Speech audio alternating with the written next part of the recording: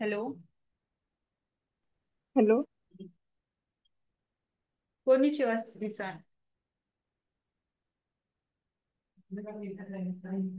How are you? I am fine. Introduction देशील तुझा? Myself Siddhi Shinde. I am from Pune. Just done the graduation in BCA. लँग्वेजचा काही issue नाही, मराठीमध्ये बोललीस तरी चालेल.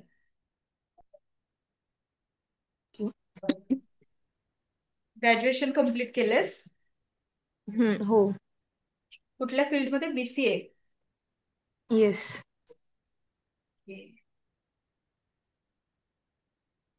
ठीक आहे, तर आपण स्टार्ट करूया.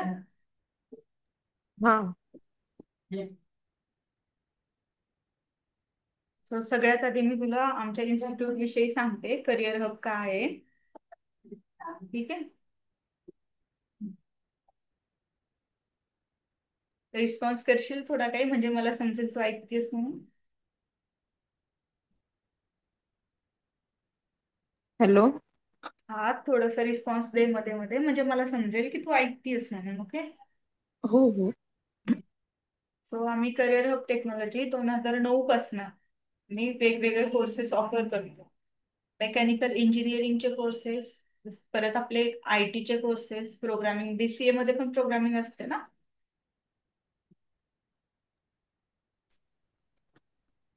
असते. ते सगळे प्रोग्रामिंग कोर्सेस, जापनीज लँग्वेज आणि जर्मन लँग्वेज, या सगळ्यांचे आपण ट्रेनिंग प्रोव्हाइड करतो. College training plus corporate training. Okay. Okay. तर आपण सगळ्यात आधी ह्या लाईनचा अर्थ समजून घेऊया. मिन्ना नो निहोंगो म्हणजे काय. ओके. मिन्ना मिन्ना मीन्स ओके. काय? एव्हरीवन्स, म्हणजे सगळ्यांचं. नो, नो अच्छा. पार्टिकल लागतो, सपोर्टिंग पार्टिकल. जसे की आपण मराठीमध्ये चा, ची, चे मग बोलतो ना, हा हा. तसं ते सपोर्टिंग पार्टिकल सारखं वर्क करतं, नो पार्टिकल. आणि निहोन, निहोन म्हणजे जापान. आता आपल्या इंडियाला आपण कसं इंडिया म्हणतो, भारत म्हणतो, हिंदुस्तान म्हणतो, बरोबर. हम्म. त्या टाईप मध्ये फॉरेनची जी लोक आहेत, म्हणजे जापान सोडून, जपान मधली लोक सोडून जे दुसऱ्या देशाची लोक आहेत, ते जपानला जपान म्हणतात. पण जे तिथले मूळचे लोक आहेत, ते त्याला जापान न म्हणतात हम्म. निहोन किंवा निप्पोन म्हणतात. निपुण. ओके. ओके. आणि हे जे गो लावले ना आपण, गो लँग्वेजला हम्म. म्हणतात. ओके. ओके. लँग्वेज साठी हम्म. एक तो सफिक्स सारखा वर्क करतो, गो लँग्वेज. हम्म. आता जर समज आपल्याला म्हणायचं असेल मराठी लँग्वेज, तर आपण काय म्हणणार? मराठी गो. अच्छा, मराठी. आता इंग्लिश लँग्वेज जर म्हणायचं असेल, तर इंग्लिशला जापनीज मध्ये काय म्हणतात? ए गो म्हणजे इंग्लिश लँग्वेज. ओके. ओके. तर आपल्याला, आपण काही नवीन शिकताना सगळ्यात मेन प्रश्न असतो की आपण हे का करावं किंवा का शिकावं, बरोबर. हो आपण कुठलीही गोष्ट करण्याच्या आधी त्याचा सगळा तपास काढतो, आपल्याला त्या गोष्टीचा काही फायदा होणार आहे का फ्युचरमध्ये, हे सगळं बघूनच आपण करतो ना. हो. हो. सेम तेच आपल्याला जापनीज लँग्वेज का शिकायची, शिकल्याने आपल्याला काय फायदा होणार आहे, ते बघूयात आपण. ठीक आहे. तर कुठलीही शिकलेली गोष्ट वाया जात नाही, हे तर बरोबर आहे. हम्म. तसंच जापनीज लँग्वेज शिकल्याने आपल्याला करिअरसाठी खूप दरवाजे उघडणार आहेत, म्हणजे आपल्याला करिअरच्या खूप ऑपॉर्च्युनिटीज असणार आहेत. ओके. म्हणजे आपल्याकडे बघ ना, दुसऱ्याकडे जे टॅलेंट नाही ते आपल्याकडे असेल तर एक कॉन्फिडन्स वाढतो की नाही आपला. हो हो. सेम तसंच, जे दुसऱ्याला जमत नाही, जे दुसऱ्याला येत नाही ते आपल्याला येतं. ह्या गोष्टीने आपलं सेल्फ कॉन्फिडन्स वाढतो, आपली पर्सनल ग्रोथ होते, प्लस प्रोफेशनल सुद्धा ग्रोथ होते. एखाद्या ठिकाणी समज तू कामाला गेली, तुझे क्लायंट आहेत, त्यांना जापनीजचे काहीतरी रिक्वायरमेंट आहेत, समज त्यांचे डॉक्युमेंट्स तुला ट्रान्सलेट करून द्यायचे आणि तिथे कोणीच अवेलेबल नाहीये ज्यांना जापनीज लँग्वेज येते, पण ती लँग्वेज जर तुला येते तर तुला त्याचा बेनिफिट आहे, राईट. हो हो. सो असे तुला करिअर ऑप्शन्स मध्ये तुला खूप फायदा होणार जापनीज लँग्वेज शिकल्याचा. प्लस आता जपान तर माहितीच आहे सगळ्यांना, आपण काय म्हणतो जपानला 2050 मध्ये जगतोय बरोबर. बरोबर. जेव्हा जग 2025 मध्ये आहे त्यावेळी असं म्हणतो आपण जपान 2050 मध्ये जगते. का म्हणतो असं? कारण तिथल्या ऍडव्हान्स टेक्नॉलॉजीजमुळे. ओके. हम्म. जसे की बुलेट ट्रेन्स, माहितीये ऐकलंय कधी बुलेट ट्रेन्स? हो सगळ्यात हो. Fastest train. जपानमध्ये हो. हा, फास्टेस्ट ट्रेन आहे तिथे. म्हणजे खूप ऍडव्हान्स टेक्नॉलॉजी आहे आपल्यापेक्षा तिकडे. रोबोटिक्स आहेत सगळ्या ठिकाणी. आता आपल्या इथे रेस्टॉरंट हो मध्ये गेलो किंवा एअरपोर्ट मध्ये गेलो तर एम्प्लॉईज असतात ना, म्हणजे माणसं असतात सर्व हो. करायला बरोबर. पण हम्म. तिकडे रोबोट्स असतात. परत वेंडिंग मशीन वगैरे ऐकलंच असशील तू, काय असतं काय नाही ते. हो हो. ते ऍडव्हान्स टेक्नॉलॉजी आहे, म्हणून त्याला आपण म्हणतो की जपान हे सध्या 2050 मध्ये जगते, म्हणजे 25 वर्षांनी ते आपल्यापेक्षा पुढे आहे. परत आपल्याला काय ऑपॉर्च्युनिटीज वाढतात, job opportunities in Japanese company. आता असं नाही की फक्त तुला जपानला गेल्यावर तिथल्या कंपनीमध्ये जॉब भेटेल, आपल्या इंडियामध्ये पण भरपूर जापनीज कंपनीज आहेत जिथे तुला जॉब मिळू शकतात. आता आपल्या पुण्यामध्येच एक आहे बघ जापनीज कंपनी, फिजित्सू नावाने, ऐकलंयस का? नाही म्हणजे थोडंफार ऐकून आहे. फुजित्सू पुण्यातच आहे ती कंपनी, मूळची जापनीज कंपनी आहे ती. आणि ती हम्म. कंपनी सोडून अजूनही खूप कंपन्या आहेत जसे की कॅपजेमिनी, ॲसेंचर, ज्या जापनीज लँग्वेज ज्या लोकांना येते त्यांना हायर करतात. ओके. अच्छा हा. परत तू हायर स्टडीज साठी जाऊ शकते. आता हायर स्टडीज साठी जाण्यासाठी त्यांच्याकडे स्कॉलरशिप प्रोव्हाइड केलेल्या आहेत. एक स्कॉलरशिप आहे बघ नेक्स्ट नावाने, ज्याच्यामध्ये तुमचे सगळे स्टडी जे जे म्हणजे फीस वगैरे असते ते सगळं कव्हर हम्म. होतं, आणि प्लस तुम्हाला मंथली स्टायपंड सुद्धा मिळतं. म्हणजे तुम्हाला तिथे शिकण्यासाठी पैसे दिले जातात. जॅपनीज गव्हर्नमेंट कडून. हो, जापनीज गव्हर्नमेंट कडनं तुम्ही जर तिथे एखादा कोर्स हायर स्टडीज साठी केलात, जर की बीटेक म्हणजे मास्टर्स किंवा डिग्री किंवा पीएचडी अशा कुठल्याही कोर्सेस साठी गेलात ना, तर तुम्हाला स्कॉलरशिप मिळते, ज्याच्यामध्ये तुमचे राहण्याचे खाण्याचे सगळं खर्च होऊन सुद्धा तुम्हाला दर महिन्याला एक स्टायपंड मिळतं. अच्छा, कोणती स्कॉलरशिप म्हणला? Next, MEXT. ओके. त्याच्यानंतर डीपर कल्चर अंडरस्टँडिंग. कल्चर कसं असतं तिथलं, काय असतं हे आपल्याला कळतं, समजतं. म्हणजे आपल्याला आता काय होतं, आपल्याला फक्त इंडिया पुरतच आपलं नॉलेज मर्यादित आहे. पण ज्यावेळी तुम्ही एक नवीन लँग्वेज शिकणार त्यावेळी काय होतं, आपल्याला आपलं एक जग सोडून दुसरंही नवीन जग आहे, त्या जगामध्ये काय काय चाललंय कसं आहे हे आपल्याला सगळं नॉलेज भेटतं त्या गोष्टीचं. ओके. हम्म. परत आपल्याला इंटरप्रिटेशन आणि ट्रान्सलेशन मध्ये सुद्धा खूप जॉब ऑपॉर्च्युनिटीज आहेत, आणि ट्रॅव्हल आणि टुरिझम साठी सुद्धा खूप ऑपॉर्च्युनिटीज आहेत. म्हणजे आता समज जर तुला फक्त फिरण्यासाठी जरी जायचं असेल जपानला, तरी कसं आहे हम्म. जापनीज लोकांना जास्त इंग्लिश येत नाही. म्हणजे असे हम्म. खूप कमी लोक आहेत ज्यांना इंग्लिश येते, आणि ज्यांना येते त्यांना पण प्रॉपर इंग्लिश येत नाही. त्याच्यामुळे त्यांना तिथे ओके. जापनीज बोलणाऱ्या लोकांची गरज आहे. ठीक आहे. किंवा हम्म. जरी तू तिथं फिरायला गेलीस आणि फिरता फिरता तुला एखाद्या ठिकाणाची माहिती पाहिजे असेल, तर तिथे तू इंग्लिशमध्ये जर बोललीस तिथल्या नेटिव्ह लोकांना, तर त्यांना कळणार नाही तू काय बोलते. त्याच्यासाठी तुला बेसिक थोडंफार तरी जापनीज यायलाच पाहिजे. ज्यावेळी लोक हा. तिथे फिरायला जातात ना त्यावेळी ती ऍटलिस्ट कमीत कमी N5 लेवल कम्प्लीट करूनच जातात. ओके, N5 कंपल्सरी आहे. म्हणजे एकदम बेसिक लेवल आहे N5, म्हणजे त्याच्यामध्ये 5 लेवल असतात ना. हम्म. ठीक आहे. त्याच्यामधली आपली N5 लेवल ही एकदम बेसिक लेवल आहे. आणि ओके. मेन म्हणजे कसं जपानमध्ये ना 100% पॉप्युलेशन पैकी 60 ते 70% ओल्ड एज पॉप्युलेशन आहे. म्हणजे तिथं म्हातारी लोक खूप जास्त आहेत. हम्म. त्यामुळे त्यांना तिथे कामासाठी म्हण किंवा अजून इतरही गोष्टीसाठी लोकांची खूप गरज आहे. जरी तू N4 जरी कंप्लीट केलीस किंवा N3 पर्यंत जरी पोहोचलीस, तरी तुझ्या जॉबच्या एवढ्या ऑपॉर्च्युनिटी वाढतील ना. जरी समज तुला जपानला जायला पॉसिबल नसेल तरी आपल्या इंडियामध्ये सुद्धा खूप ऑपॉर्च्युनिटीज आहेत जापनीज लँग्वेजसाठी. ओके. ओके. हम्म.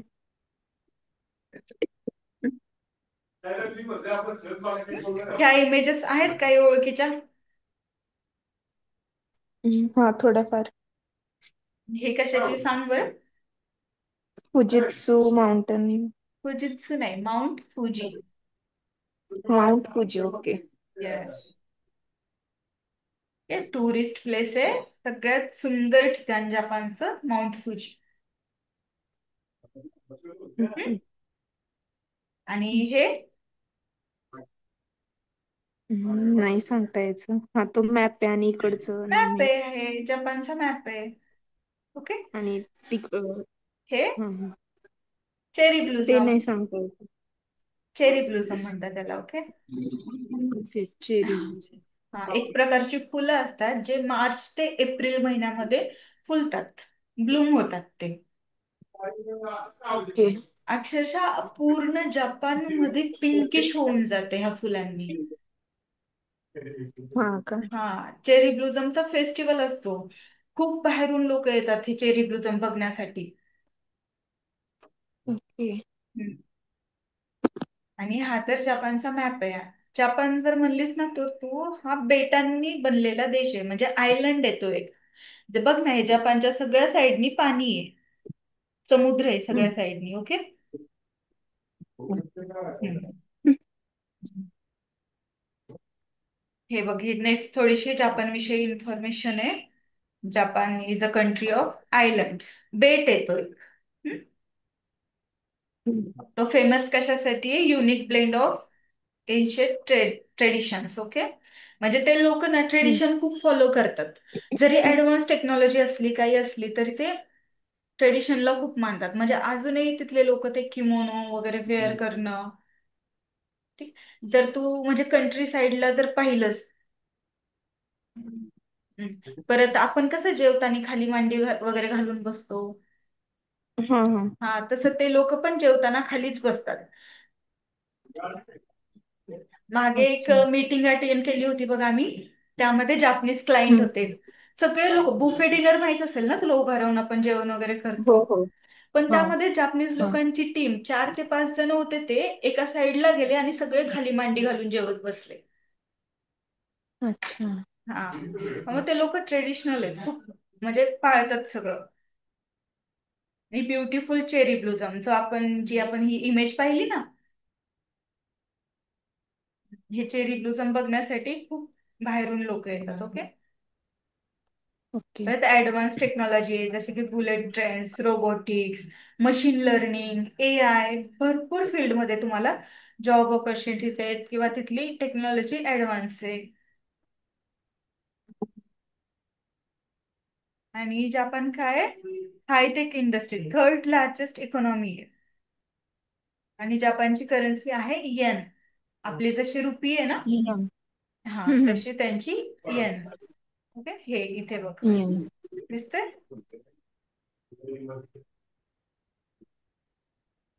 हो त्यांची. हो. हा, त्यांची करन्सी आहे येन. नेक्स्ट आपण बघूया जापनीज लँग्वेजचा सिलेबस काय काय असणार आहे, आपण त्याच्यामध्ये काय काय कव्हर करणार आहेत ते. आता N5 ही तर पूर्ण बेसिक लेवल आहे, त्यामुळे सगळ्यात आधी तर असणार तुमचं त्या लँग्वेजशी इंट्रोडक्शन. बेसिक लेवलमध्ये ती लँग्वेज समजून घेणं, काय असतं बेसिक, त्याच्यामधल्या ग्रीटिंग्स काय असतात, अल्फाबेट्स कसे असतात, त्या लँग्वेजमध्ये डेलीचं रुटीन कसं सांगणार तुम्ही सकाळपासून ते संध्याकाळी झोपेपर्यंतचं, मंथ कसे काउंट करणार, टाइम कसं सांगणार, डायरेक्शन्स कशा सांगतो आपण, हे सगळं आपल्याला N5 मध्ये शिकायला मिळणार. परत सीझन, सीझन कसे सांगणार, बॉडी पार्टला काय म्हणतात, फॅमिलीला काय म्हणतात, हम्म. ऑक्युपेशन कुठल्या कामाला काय म्हणतात, कलर्स कसे सांगतात. ओके. हा सगळा आपला सिलेबस असणार आहे. क्वेश्चन कसे विचारायचे, स्वतःचं इंट्रोडक्शन द्यायला शिकवणार. त्याच्यानंतर येतो आपला ग्रामरचा पार्ट. ग्रामरच्या पार्टमध्ये बेसिक आर्टिकल असतात, प्रोनाउन, पर्सनल प्रोनाउन, कॉन्ज्युगेशन, वर्ब, हे सगळं आपण पूर्ण डिटेल्स मध्ये शिकणार आहेत.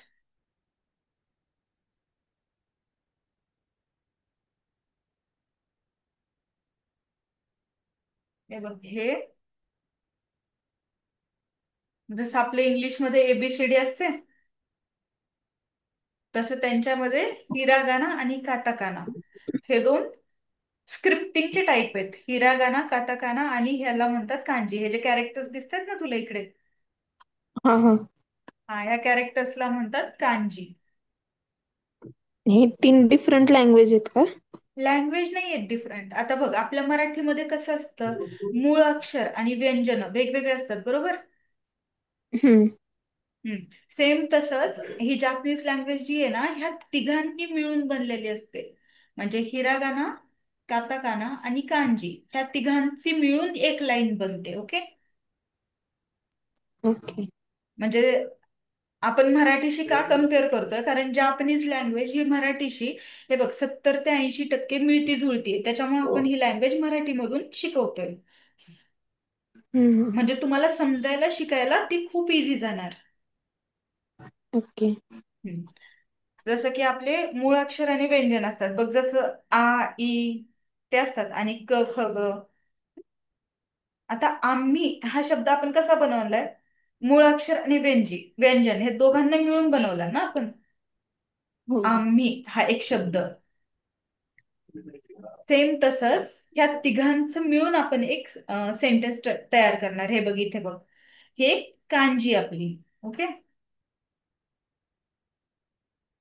ही कांजी आणि हे काताकाना, आणि इकडचं हिरागाना. ह्या तिघांना मिक्स करून, ह्या 3 लिपीला मिक्स करून आपण एक लाईन बनवतो, एक एक टेक्स्ट बनवतो. ओके. ओके, म्हणजे लेटर्स आहेत तर हा, वेगवेगळे. लेटर्स आहेत वेगवेगळे. आता त्याचा पण एक क्रायटेरिया असतो, म्हणजे हिरागाना कधी यूज करायची, काताकाना कधी यूज करायची आणि कांजी कधी यूज करायची. तर आपण हिरागाना हम्म. कधी यूज करतो, ज्यावेळी प्रॉपरचे मूळ शब्द असतात जापनीज मधले, ते हम्म. लिहिण्यासाठी आपण हिरागानाचा यूज करतो. ओके. मूळ जापानचे शब्द जे असतात ते लिहिण्यासाठी आपण हिरागानाचा यूज करतो. त्याच्यानंतर येते काताकाना. काताकाना आपण कधी करतो, ज्यावेळी फॉरेन वर्ड्स आपल्याला लिहायचे. आता जसं की तुझं नाव सिद्धी, हे मूळचं जापनीज नाव आहे का? नाही. नाही ना, हे त्यांच्यासाठी हे फॉरेन नाव आहे, बरोबर? हो. तर हे नाव आपण ह्या शब्दांच्या हेल्पनी लिहिणार, ह्या लेटर्सच्या हेल्पनी. ओके. ओके. हम्म. आणि आता हिरागाना आणि काताकाना मध्ये काय असतं, ह्यांना फक्त एक साऊंड असतो. जसं की आ, ई, उ, ए, ओ, का, की, कु, के हम्म. आणि को. ह्यांना काय आहे, फक्त एक साऊंड आहे त्यांचा, हिरागानाला आणि काताकानाला. पण कांजी थोडे डिफरंट असतात. कांजीला स्वतःचा मिनिंग असतो. आता ही इथे एक अच्छा. लाईन दिली अशी आडवी, बरोबर?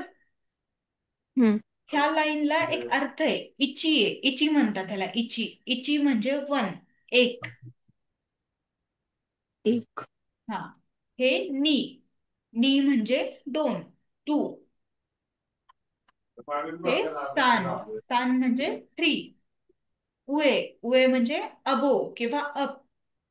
हे शिता, शिता म्हणजे डाऊन. नाका, नाका म्हणजे इनसाइड, कशाच्या तरी आतमध्ये किंवा सेंटर. आतमध्ये. हम्म. दाई, दाई म्हणजे बिग. चीसाई, चीसाई म्हणजे स्मॉल. ठीक आहे. म्हणजे हे काय, कांजी म्हणजे ओके. काय, त्यांना स्वतःचं एक मिनिंग असतं. हम्म. आता तुला हा प्रश्न पडला असेल, एवढ्या सगळ्यांची काय गरज, म्हणजे ठीक आहे, ह्यांना मिनिंग आहे आणि ह्यांना साऊंड आहे. ओके. हम्म. पण ह्यांनी हम्म. लिहिलं तरी याचा अर्थ बनू शकतो ना. म्हणजे आता हे बघ, हे कसं इची लिहिलंय, बरोबर? हो. ह्याच्यामध्ये ह्या ई आणि इथल्या ची ला जर आपण एकत्र करून एक इची साऊंड काढला, तर तेच बनणार आहे. हा. मग तू म्हणशील ह्या कांजी हो. घ्यायचा काय उपयोग आहे?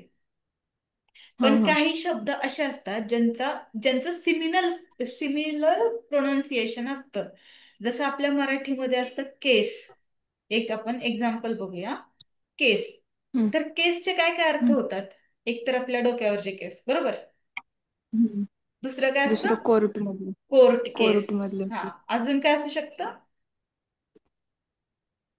केस.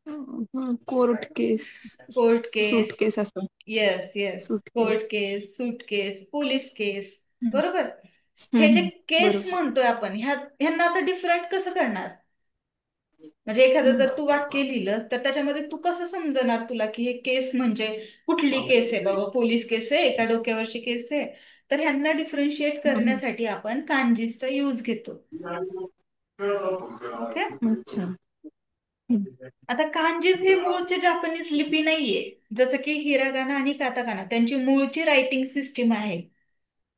हम्म. हे जे कांजी आहे त्यांनी चायनाकडनं बॉरो केलेली आहे. अच्छा. हम्म. म्हणजे काय झालेलं, त्यांचे जे राजा लोक असतात सामुराई, ते एकदा हम्म. असंच फिरता फिरता गेले होते चायनाला. मग त्यांनी तिथे त्यांच्या हम्म. चायनामध्ये लिहिलेलं पाहिलं. मग त्यांना वाटलं की हे तर खूप इंटरेस्टिंग आहे, आपल्या रायटिंग सिस्टीम मध्ये ह्याला इन्क्लूड करूया. म्हणून हम्म. मग त्यांनी हे कॅरेक्टर्स चायनाकडनं बॉरो केलेले आहेत. अच्छा. ओके. ह्या तिघांमध्ये काही प्रॉब्लेम? हिरागाना काय असतं, काताकाना काय असतं, कांजी काय असतं? नाही नाही. हं? ठीक आहे. समजलं. काताकाना कधी यूज करतात म्हणले मी? जेव्हा वर्ड्स बनवायचे असतील. Foreign words sound. ज्यावेळी आपल्याला लिहायचे असतील. ओके. हम्म. त्यावेळी आपण काताकाना यूज करतो. फॉरेन वर्ड्स म्हणजे जसे की आता शब्द आहे आपला एक पिझ्झा किंवा कॉफी. हे शब्द आपले मूळचे इंडियन आहेत का? नाही ना. नाही. हा. तर हे त्यांच्यासाठी जापनीज लोकांसाठी सुद्धा हे मूळचे जापनीज वर्ड नाही आहेत. हम्म. मग ह्यांना लिहिण्यासाठी आपण ह्या काताकानाचा यूज करतो. ओके. ओके. हम्म.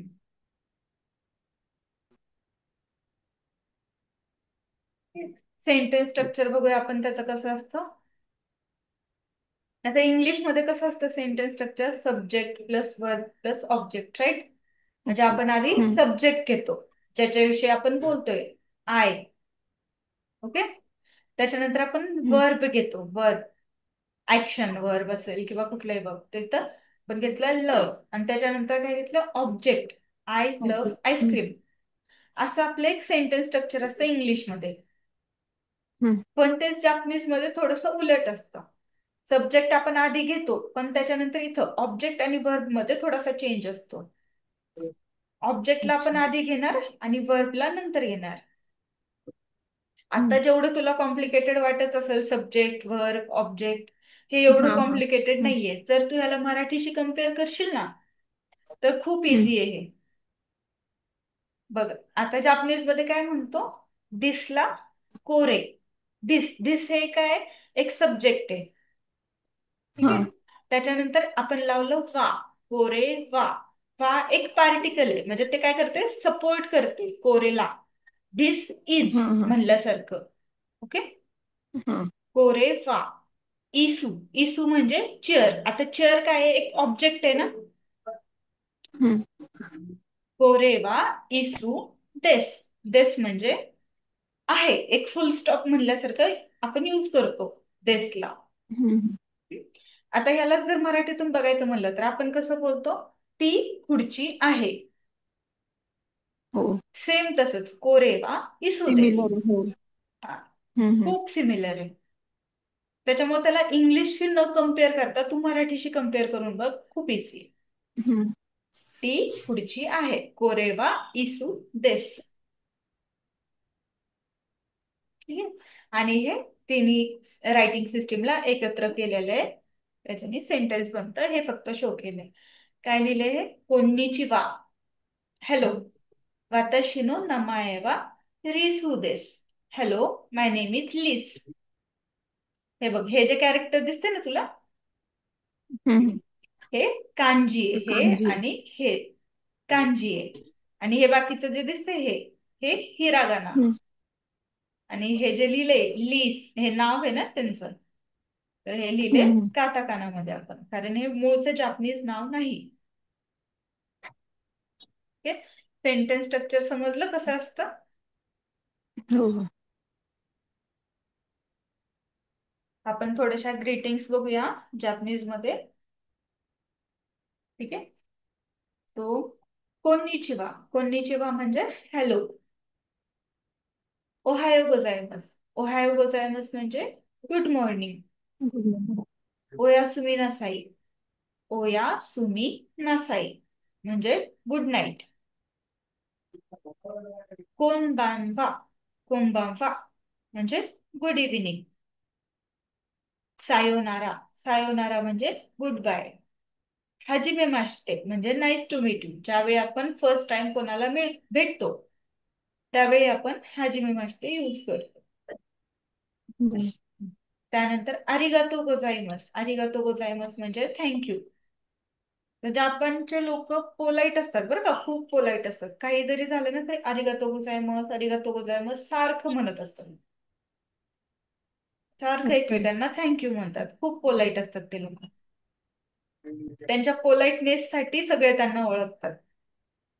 हा. आता ज्यावेळी आपल्याला फोन येतो, कॉल येतो, त्यावेळी आपण काय म्हणतो, हॅलो. पण इथं काय म्हणणार आपण जापनीज मध्ये, मोशी मोशी. ओके. त्याच्यानंतर ज्यावेळी आपण समज कामावरनं घरी जातोय किंवा काहीतरी काम केले आणि आता जायची वेळ आली, तर त्यावेळी आपण काय म्हणणार, ओत्सुकारे समादेस.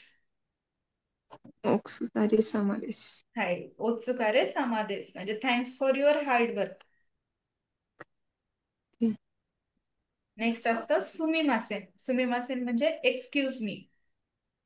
सुमिमासेनचा फक्त एकच अर्थ नाही होत एक्सक्यूज मी म्हणून. सुमिमासेन सॉरी. सॉरी म्हणताना सुद्धा आपण सुमिमासेनचा यूज करू शकतो. सॉरी साठी आपण काय गोमेन नसाई एक शब्द असतो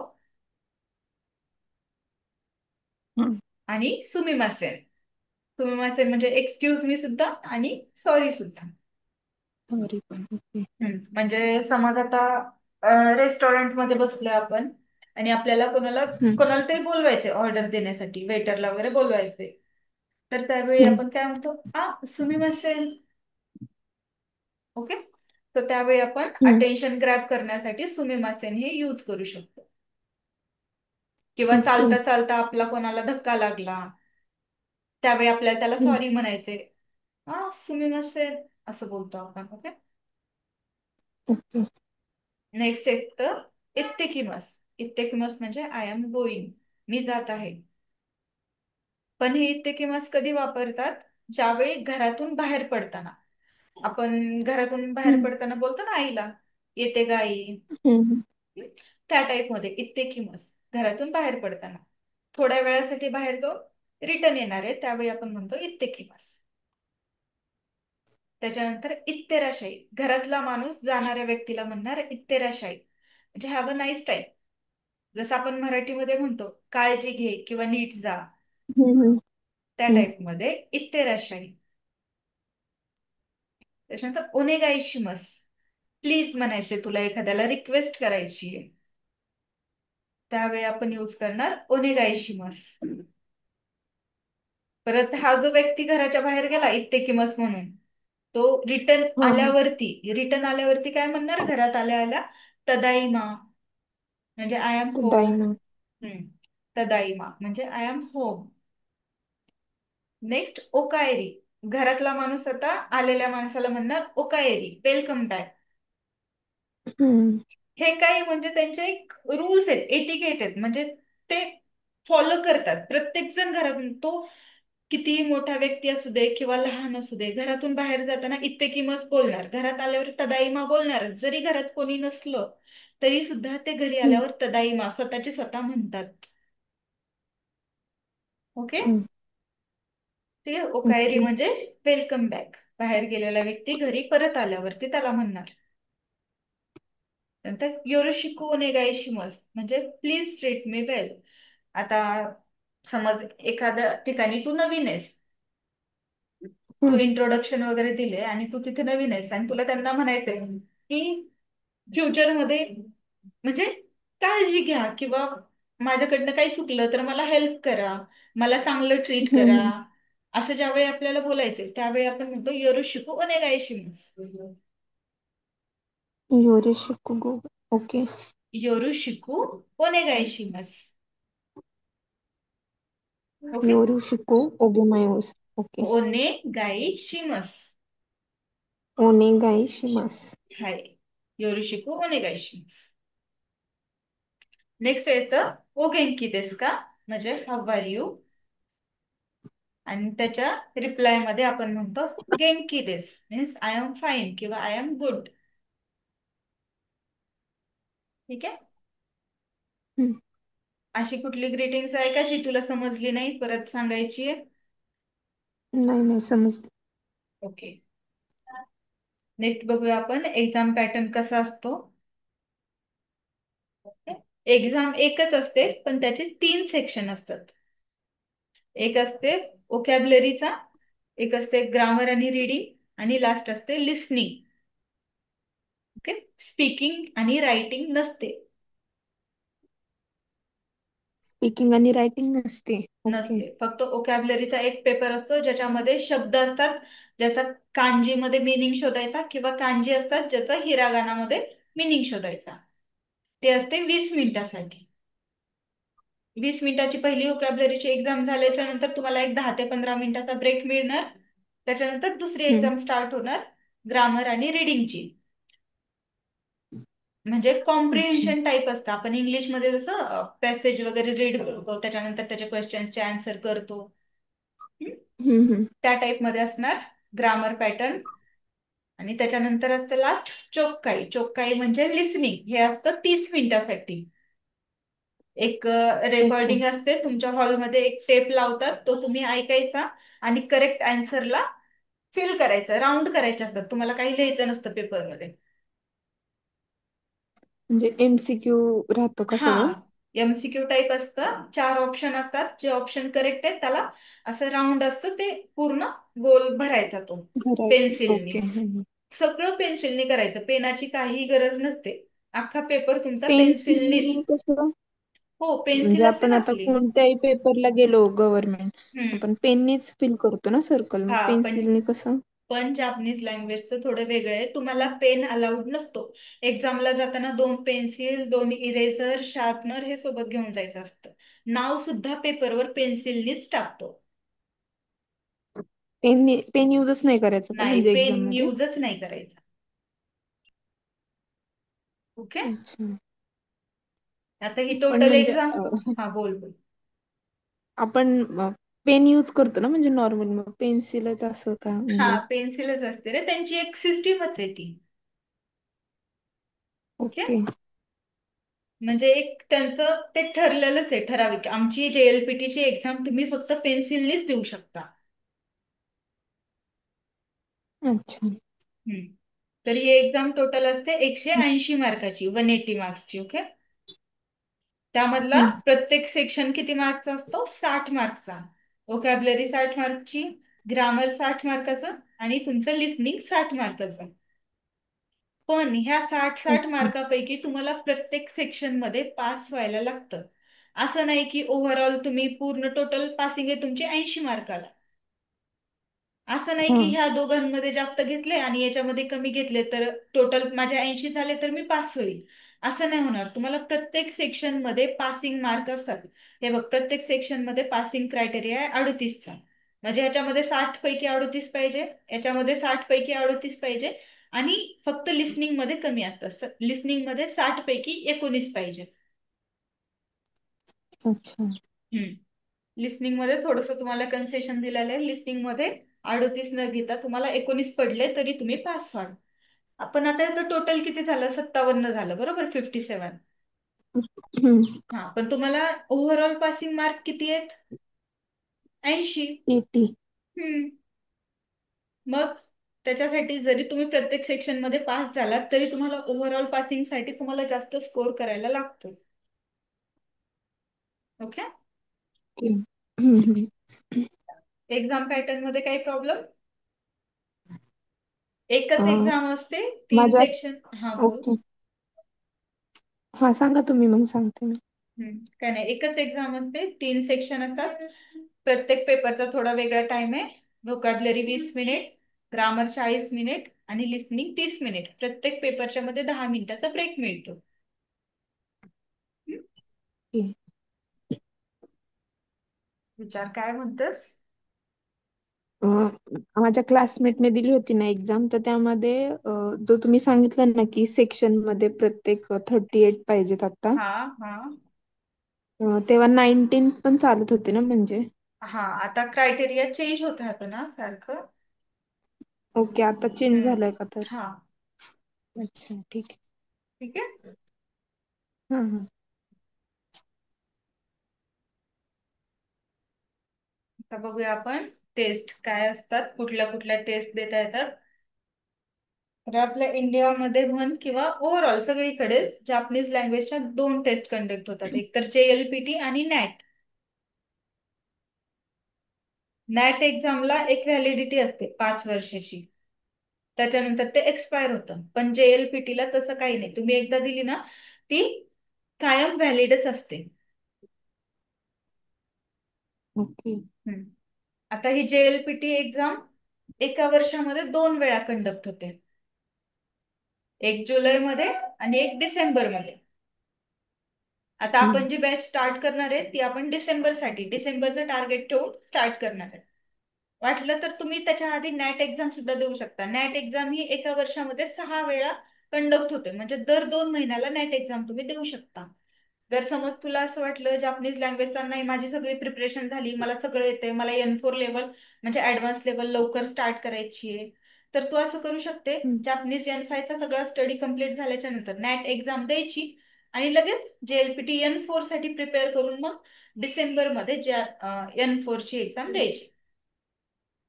म्हणजे लवकरात लवकर तुझ्या दोन्ही एक्झाम कव्हर होऊन जातील, कारण आता टाइम आहे आपल्याकडे, 6 महिन्याचा टाइम आहे. बरोबर. हम्म. तर मग तेवढ्या पण वेळात नॅटचं तुम्ही म्हणला की व्हॅलिड राहत नाही ना जास्त. हे बघ, आता JLPT तू कधीची देणार? N4 ची देणार, बरोबर.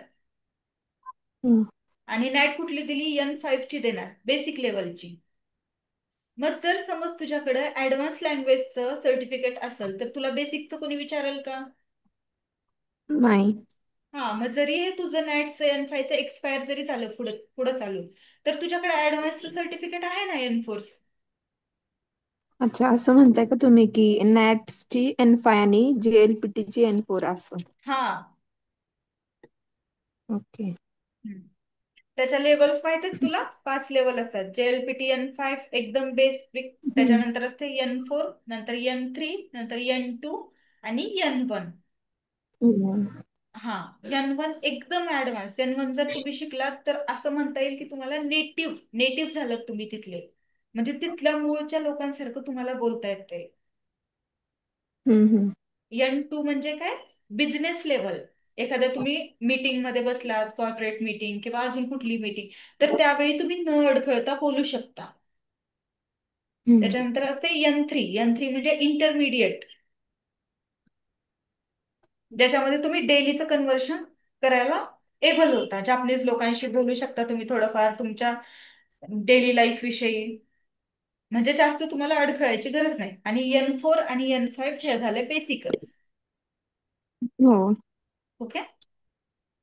ओके.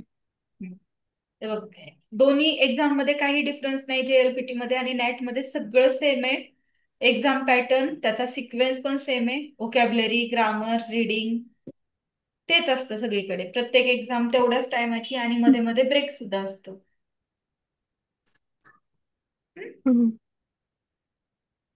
फक्त फरक एवढाच की JLPT मध्ये आपण N पासून सिक्वेन्स स्टार्ट होतो, N5 टू N1, आणि नॅट मध्ये Q पासून सिक्वेन्स स्टार्ट होतो, Q5 टू Q1. हम्म. N5 आणि Q5 सिमिलर आहेत, एकदम सेम आहेत, फक्त थोडंसं नावामध्ये डिफरन्स आहे. म्हणजे एक्झाम पॅटर्न पण सेम राहतो का? हा, एक्झाम पॅटर्न सेम, तुमचा सिलेबस सेम, सगळं सेम असतं. अच्छा. फरक फक्त थोडासा नावामध्ये आणि किती वेळा कंडक्ट होतं त्याच्यामध्ये. जापनीज लँग्वेज JLPT 2दा होते आणि नॅट 6 वेळा होते. 2-2 महिन्यांनी म्हणजे? हा. आणि सेंटर्स पण आहे, आपल्या पुण्यामध्ये आहे, मुंबई आहे, दिल्ली, कोलकाता, बँगलोर, चेन्नई, हैदराबाद, एवढ्या सगळ्या